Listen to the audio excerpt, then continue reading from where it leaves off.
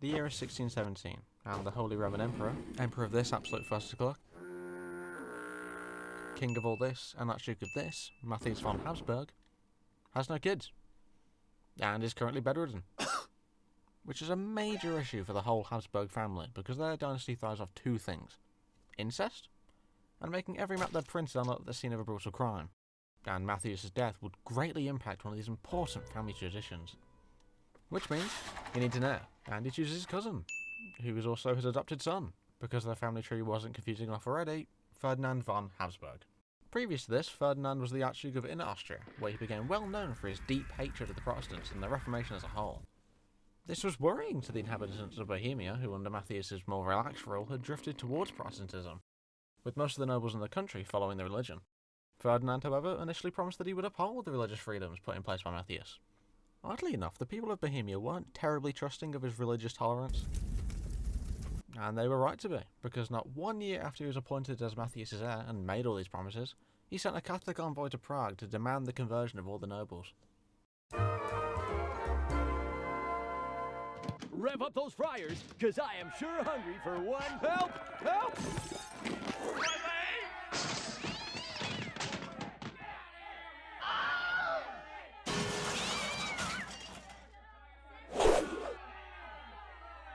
The third defenestration of Prague, because this wasn't the first nor would it be the last time that people got thrown out of windows in Prague for political reasons, made things very tense in Central Europe. And in 1619 Matthias died, allowing Ferdinand to be elected as the Holy Roman Emperor and inherit all of his promised titles, namely King of Bohemia. In response to this, the leader of the Bohemian nobles, Thurn, established a new pro-Protestant government in Bohemia, rebelling against Ferdinand. At the same time, Protestant rebellions sprung up all throughout the Habsburg heartlands of Austria, which altogether was a bit of a problem for the guy who's meant to be leading them, because having no people means no taxes, and no taxes means no caviar. Electoral seats were given to 7 rulers of certain countries in the HRE that would elect a Holy Roman Emperor upon the death of the previous one. Currently, Bohemia's rebellion means that should they find a new king to take up the title of elector for them, it would mean that Ferdinand's election could possibly be revoked. So following this, 2 things happened. Firstly, Bohemia started scrambling to find a new king, and B, the Habsburgs began preparing for war. They did this by firstly calling in other members of the Habsburg family from elsewhere in Europe. I need some help!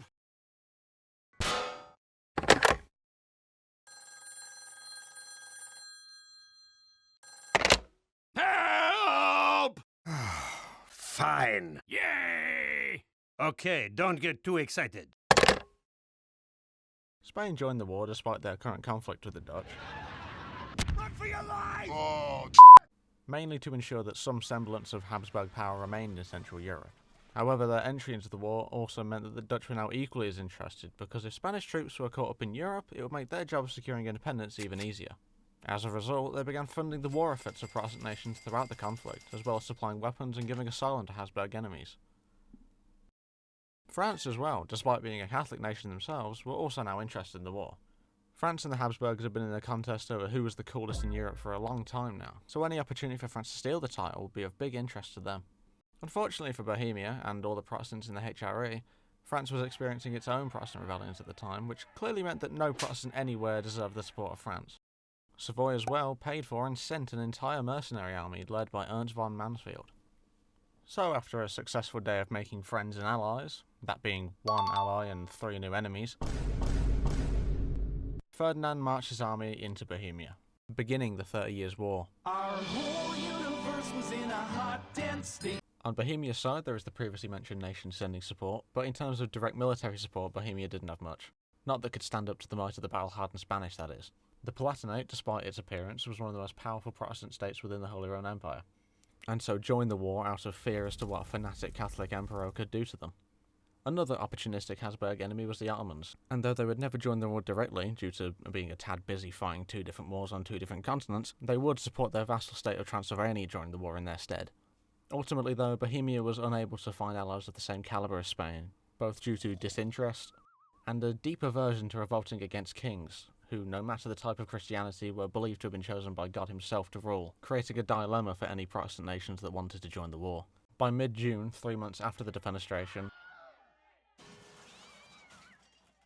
Thurn had managed to march an army on Vienna, but nothing came of it because he was unable to take the city, and had to leave almost immediately after getting there because Mansfield's mercenary army was defeated back in Bohemia, leaving it open to the Habsburgs. In August, the Bohemian nobles rescinded Ferdinand's kingship, which was controversial. They then offered the kingship to the current ruler of the Palatinate, Frederick V, which was even more controversial. Almost everyone and their mum's dog advised Frederick not to take the crown, but Frederick was an independent thinker who didn't bend to the will of those around him. Or he was stupid, because he accepted the crown and entered Prague in October 1619. In the same month, Bavaria signed a treaty with the Habsburgs. The treaty stated that in return for their help in the war, Bavaria would gain this land from the Palatinate, as well as their title as Elector. In 1620, the Protestant nations of the HRE would declare their neutrality in return for a guarantee of Protestant rights in Bohemia, as well as some land after the war was over. Following this, Bavaria would begin funding a Catholic army that, alongside the Habsburg forces, would put an end to the Austrian rebels, and decisively defeated the Bohemian army at the Battle of the White Mountain.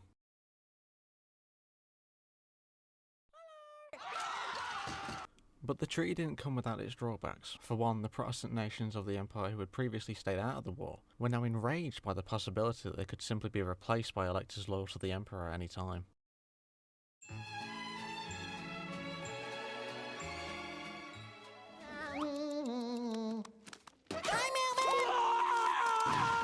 The Lower Palatinate was in an important position between the two Habsburg allies, which led to it being occupied by the Spanish in 1620. This occupation finally woke up England, whose king, James I, was the father-in-law of Frederick, and so he began making a bit of a scene about Frederick's completely self-imposed situation. And so after throwing around a few threats, Spain and England came to a conclusion. England would ally Spain, and in return, Frederick would get to keep all of his lands and all of his titles. This agreement was a bit of a problem, because it was the exact opposite of the agreement that Austria and Bavaria had just made.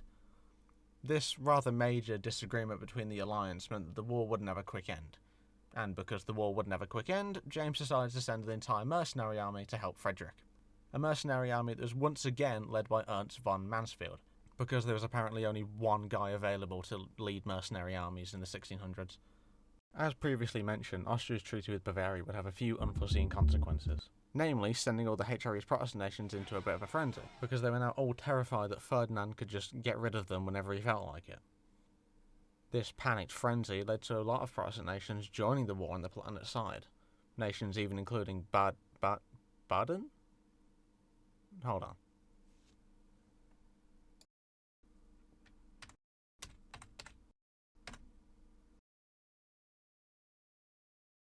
Baden.